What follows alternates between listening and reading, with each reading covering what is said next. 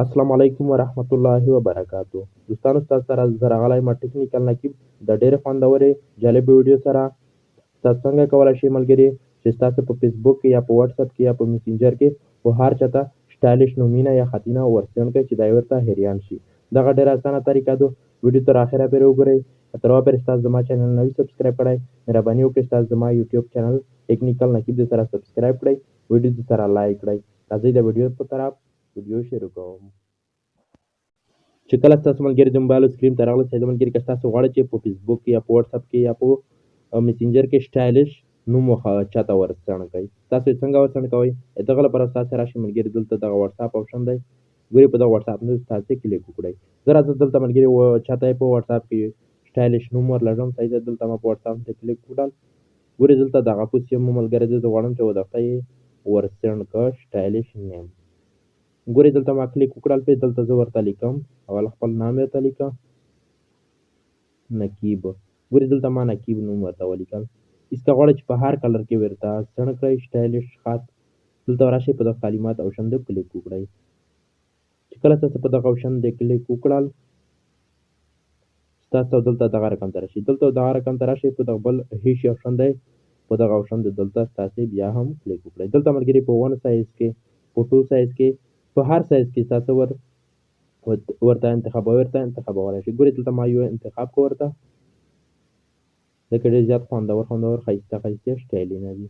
ګورئ دلته ما په سند کلیک کړل دغه په صحیح سټایل کې ورسند شو ورته.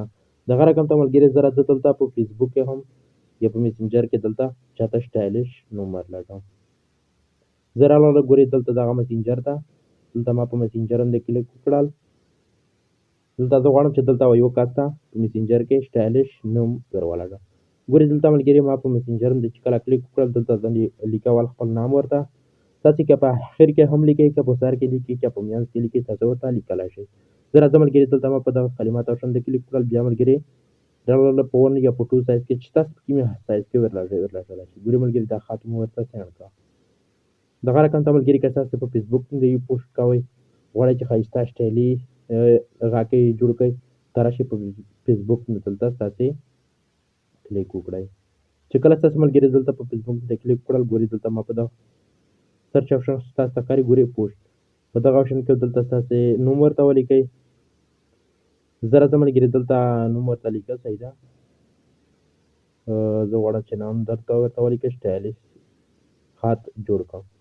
ګورئ دلته ما ورته ولیکل نقیب. ګورئ ستاسې که په میانځ کې هم ورکوئ که په اخر کې هم ورکوئ چې هر چیرې کې ورکوئ چې تاسو خپل نوم یا خپله ښایسته غاکې جوړولی شئ. زه راځم ملګري دلته بیا په کلمات آپشن دی ما کلیک وکړل په 1 سایز کې یا په 2 سایز کې ملګري ګورئ ورته دا ښایسته کلر دي. تاسو دا په فیسبوک د هم شیر کولی شئ. که تاسو دغه اپلیکیشن شیر نه شئ ډاونلوډ کولی دا یو کیبورډ دی. د هغه ویډیو چې کومه تاسو ګورئ دغه ویډیو په ډسکرپشن کې مو بله ویډیو لینک ورکړی دی. دغه ویډیو په ډسکرپشن کې دغه اپلیکیشن یا کیبورډ لینک چې کوم دی دغه مو ورکړی دی هغه ځینې تاسو یې په اسانۍ سره ډاونلوډ کولی شئ. هغه ویډیو کې مې ستاسو ته مکمل طریقه وښوې ده. ستاسو نه بلې ویډیو پرې اجازت غواړم. د الله په امان.